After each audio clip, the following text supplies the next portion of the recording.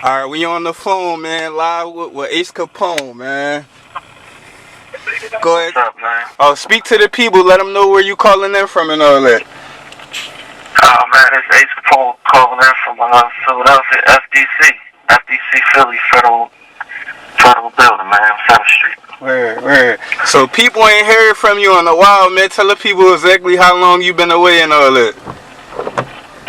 Man, I've been away since 2005, man. 2005. 2005, Where? 12 years, man. I've been away, man. Where? So now, waiting to get back to this building. right. So you told me that you down here at the Federal Joint in Philly because you currently appealing your conviction. This call is from a federal prison. Yeah, tell them about you. Yeah, I'm currently I'm back on 2255. That's 2255 is a motion to vacate, set aside, or correct the federal sentence, right? On ineffective citizen counsel. I got like 18 issues, man, and I'm blessed, man. I've been waiting to get back to this building for like the last 6 years.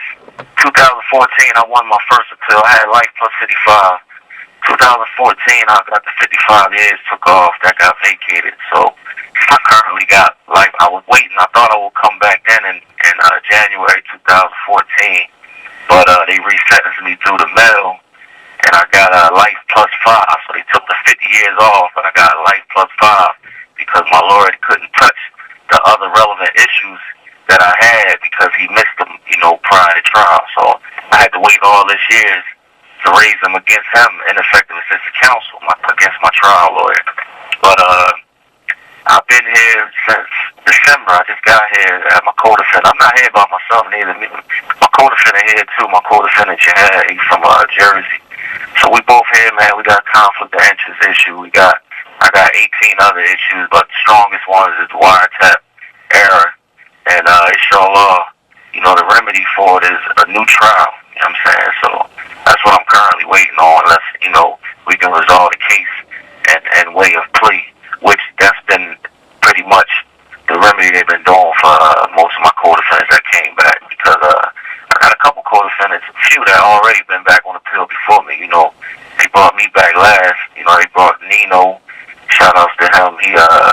He was successful on his appeal, same appeal, 2055, had life sentence. Came here. They resolved it in the plea. They brought his to 11 years. He went right out. He went home. So shout outs to him.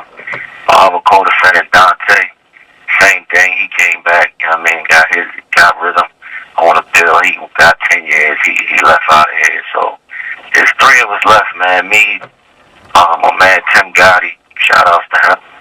He on his way here too for evidentiary hearing. And like I said, me and Jihad here, we in the building. Jihad been here a year, and I've been here like since December. So we just waiting for this case to resolve itself, man. Inshallah. I ask all the Muslims to keep me in their du'as, man. And I'm blessed, man. I'm in a good position, man. I'm just trying to put this thing behind me. You know what I mean? Where? Well, let's take them back a little bit from the beginning, man. A lot of your story is definitely documented. The case was all through the media, newspapers. A lot of people covered the case and stuff like that. So let's just talk a little bit about the history of your story. So let's start from the beginning. It said in one of the reports that you was abandoned when you was 12 years old and all that. So you kind of grew up on your own for the most part. So give them that rundown, like how that was for you. Well, what it is, my mom, I love my mother, so I don't want to talk bad about it, but, I'm just speak about the facts. My family know what it was. My mom had me when she was 16, man. She was a young mother. So, I had 4 brothers, all boys my mom had, so she had, 4 kids by 3 different men. And she did it on her own, man. She tried to do it on her own for a long time. And, it's hard. Life is hard, man. We don't realize until we get older. Life is hard. And when I was about 12 or 13, she decided she got a break. She sent us to my grandfather's that summer. I remember it clear. She sent us to my grandfather's for the summer. And she never came back and got us. We went down to West Virginia for the summer. And she never came back and got us. So my grandpa, brought us back. My mom ain't opened the door. So I went around back, and I came to the back door. man, and she was in the living room, mad, arguing on the phone with one of my family members. You know what I mean? And I heard her say, you know, y'all, I don't want them. Y'all take them. You know what I mean? Or they going to a group home, or give us to the state or whatever. And she gave up on us, man. You know, she decided she didn't want to be a mother no more. And after that, I got passed around. You know, my pop. I went to my pop. We went to my pops. We got split up. You know, me and my brother. My 11-year-old brother, he was a year under me. We got the same father. We went with my father on Northern Ave, Mount Pascal. And my father, he never really been a part of my life because he got drug problems and all that. And I love my pop too, but poor parents are mistakes, man. You know, my parents. I don't blame them for my issues, but the fact is, I really ain't start getting in trouble until after that. You know what I mean? Because I was really rebellious and mad and angry. You know what I mean? When my mom gave up on us, I felt like, dang. I was mad at it because I never forget my 11-year-old brother and my 9-year-old brother in the room fighting, blaming each other. It's your fault, Mommy don't want us. It's your fault. And he's fighting. And I'm mad, you know what I'm saying? And then we just had to take it, you know what I mean? And, we got split up. And eventually I went out Derby with my grandma. And my aunt came and got me from my dad because that wasn't a good situation for us. You know what I mean? With his problems and his troubles. And my aunt picked us up one day. We spent the night over her house on Derby on 10th Street. She said, y'all want to live with us? And, I'm like, man, heck yeah. She had color TV, you know what I mean? Nintendo, nice bar, so we lived with her for a while. Then she eventually got married and moved to Virginia. But, she didn't take us with us neither, you know what I mean? So she pushed us across the street with my grandma. And I understand with her, too. She was a young mother. She only had one kid. And, it was hard for her to take us on, you know what I'm saying? Take her sister's responsibility. So, we want my grandma. My grandma was older, man. So, my grandma, I love her, man. She rest in peace, Pauline Coles. My grandma took us in, you know what I'm saying? And, I lived on the block out there, out Derby, man, on 10th Street, where right on the corner, 5, 6 houses up the street, where, everything is going down, man. So, I started, being influenced by, what was around me, man, my environment, man. That's when I started getting in trouble, man. Rebellious and just doing what I wanted to do. I had a no-care attitude towards life. I felt like ain't nobody want us. I'm going to do me. I'm going to do it my way. You know what I'm saying? And, that basically was the start of my problems with that. But like I said, man, I don't want my family to, me and my mom, I love my mom, man, and I'm not angry, upset with her. We all make mistakes, but my story go a little deep. You know what I mean? Right. Now, fast forwarding a little bit, because a lot of our audience and a lot of the Philly hip-hop community remember you from your whole Takedown situation. So, give them the rundown, like how you and Tim meet. How did y'all actually form that situation? What was the rundown on that? Well, what it was is Takedown Records, man. My brother used to be with Corrupt and them, and he was like a singer. My brother Mikhail, and me and him one day just was talking. I was like, "Dang, you always passing out flyers for them and all that, promoting their stuff. What's up with your stuff?" And he was like, "Man, he always really bases on the shelf because people don't understand the music industry. It's all about time. It's all about your turn when your turn comes." So I asked him. I said, "Man, how much money you just think to start a label?" And he was like, "Man, you should do it. You know what I mean? You got the money to do it. Let's start a label." And I mean, so what I did was I went around and started grabbing all the young hot artists. You know what I mean? From the area. You know what I'm saying? I had Bugsy, Nino Brown, Reed Dollars, the Young Assassins, Caution. I had Philly Swain and folks. I went around just grabbed all the little young talent in the area, man. And I rented some studio time down South Philly at Mike Forte's studio. And I basically just throw them in the booth one day. This call is from a federal prison. And these little niggas rap for like 4 or 5 hours, man. They crushing. I was like, man, I'm gonna sign them all, man. We gonna start a label. And I started the label, man. Takedown Records was really, I used to be in the dog fighting world, you know what I'm saying? And I just took the name from that, Takedown Records, you know what I'm saying? And started a label, man. You know what I'm saying? I started a label, man. Then I brought Tim in. Tim from Southwest too, so that's my man. So I brought him in as a partner on a label, and we just took it from there, man. Started trying to tap into the music industry. Word. So now, like, comparing that to like the Cash Money situation, because a lot of people knew you more as the face, and Tim was more like the background. So you would more like Baby, and Tim would be more like Slim. Was that like designed that way? Like, was that his personality? Like, yo, I'ma just be in the background and all that, like.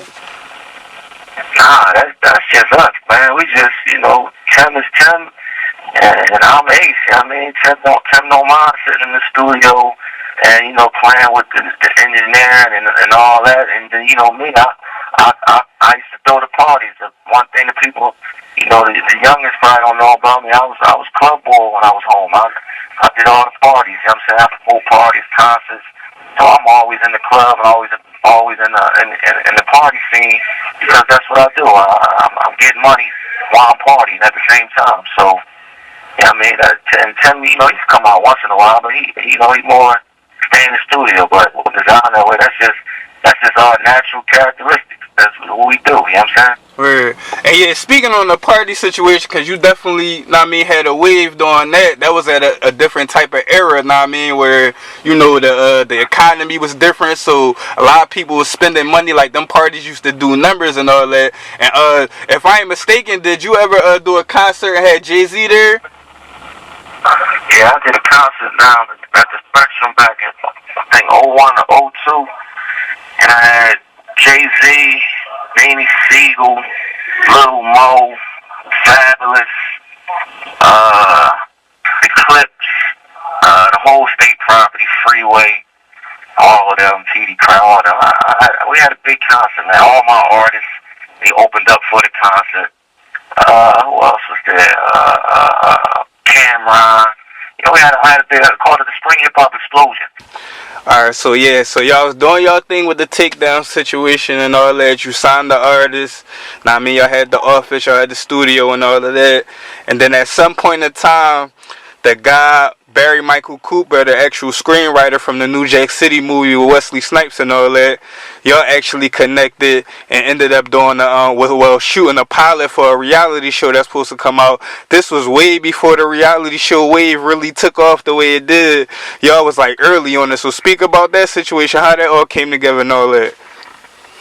Yeah, so what happened was that was like in 01, 02. Like you said, before the reality show scene took off, me and Barry, we got the same entertainment lawyer, Joe Marone. So what happened was, Barry, I was familiar with him from, like you said, the movie New Jack City. He wrote that. He wrote Above the Rim, the movie with Tupac. He also wrote Sugar Hill, another movie with Wesley Snipes.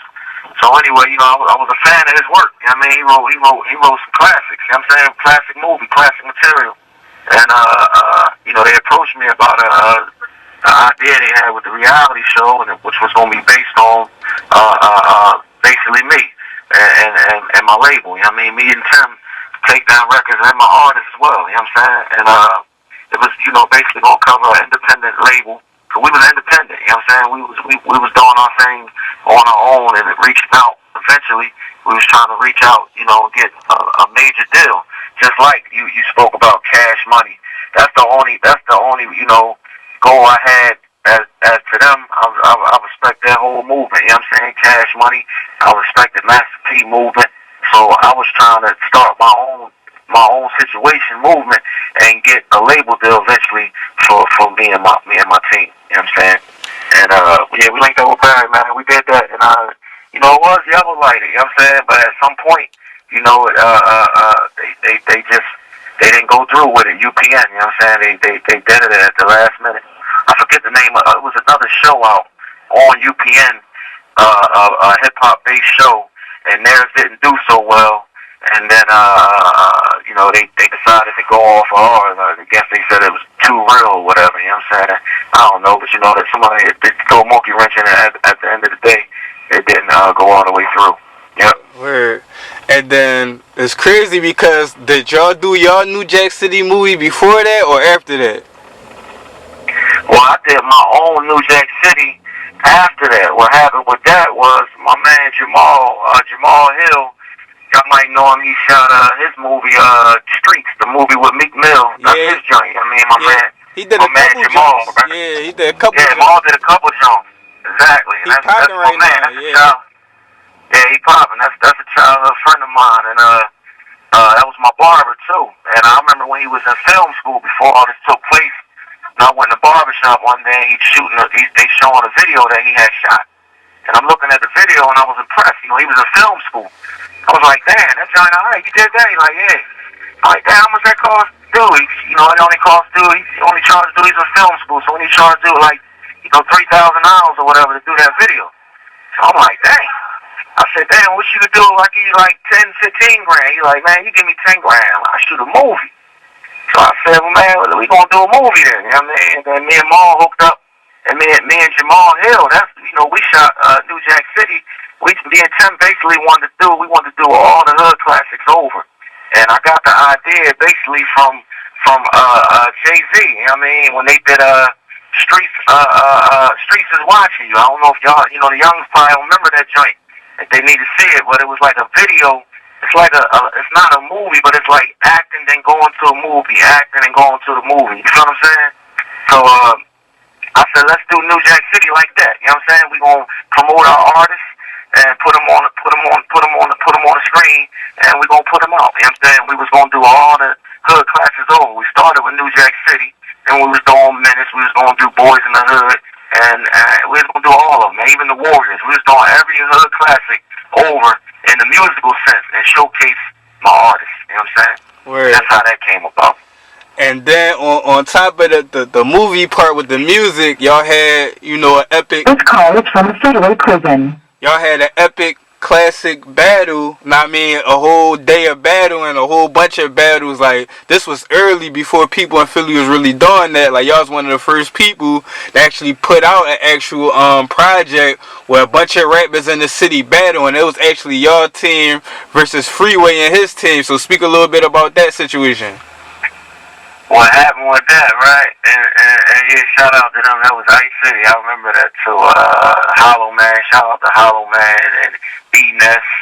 And yeah, man. What happened with that was my man Core from North Philly.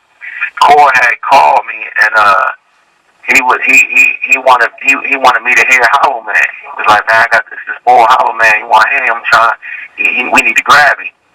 So, you know, I was interested in Hollow Man. I mean, shout out to him. He was loyal to his squad too, man. He wanted his whole team. I was interested in him, but we wanted to hear him, man. We went up there of North Philly. I want to hear him. I said, we're gonna bring him, man. And we did a Ice City, you know, free. You know, this was you know, little competition. It wasn't no. It really ain't started out with like a let's battle us against y'all. This was a little friendly competition, man. But we went up, man. And you know me, I said, you know what? Let's film it. You know what I'm saying? When my mom pulled out the camcorder, we literally taped that with a camcorder, and it turned out so hot. You know what I mean? I was like, man, we putting this bonus footage on the back of the DVD of the New Jack City joint. You know what I mean? So that's how we got that footage. You know what I'm saying? Word. It panned out like that way. And speak. Classic battle out there too. Right. And speak on the impact of the DVD, because that, you know, from a personal standpoint, you know, I'm cool with Hollow, like, that's my folks. So I seen how when that DVD came out, how it elevated his buzz and his notoriety. So speak on the impact from your perspective, like when the DVD came out, like how big was it? What was the response from your end? Man, the response was crazy because one of the things we did when I shot that New Jack City joint, I shot it over the course of 2 weekends. So it took us 6 days to shoot. 2 weekends we shot it in. And when I shot it, I strategically said, you know what? We're going to shoot it in the hood. We're going to shoot it in the hood. I mean, I wanted to shoot that movie in all the areas where we from. We went up North Philly. We went in Southwest, West Philly. We went all over down the bottom. We went everywhere in Philly and shot scenes of that movie. And we put regular people in the movie. You know what I'm saying? We didn't go out and get big, huge stars. We just shot with the people, man. We shot regular people and my artists, you know what I'm saying? And that right there alone triggered a buzz, you know what I'm saying? It triggered a crazy buzz because people knew we were shooting a movie, people knew they was in the movie. So by the time the project was finished and I put it out, the impact was it wowed me. I was like, wow, we did it, you feel what I'm saying? And you know, the impact, man, we getting calls from all over the world, man. Dudes from Detroit, you know what I mean, for Eminem and them calling me, trying to get us to come to Detroit to battle them. You know what I'm saying? I'm like, nah, y'all come to Philly, man. We ain't coming up there, man. Y'all come to Philly. You know what I'm saying? This was funny little competition. You know what I mean? That was going on though. But we got a lot of attention, man, off that DVD. Was a good movie. We even had a company out of Japan, man, that was buying them joints like 500 at a time. They was buying them in bulk from me. You know what I'm saying, selling them joints overseas. So we got a nice feedback off of that project, man. You know what I mean? Word. Yeah, it was wild. Word. It was wild. And now moving forward, fast forward past that, what kind of led you in the situation you in now? During the indictment, they actually tried to use this movie and stuff. Well, they actually did use this movie to try to use it as a tool to convict you. So, can you speak a little bit on that? Like moving forward to that, like what led the situation to get you to the situation we're in now? Like, give people that kind of rundown.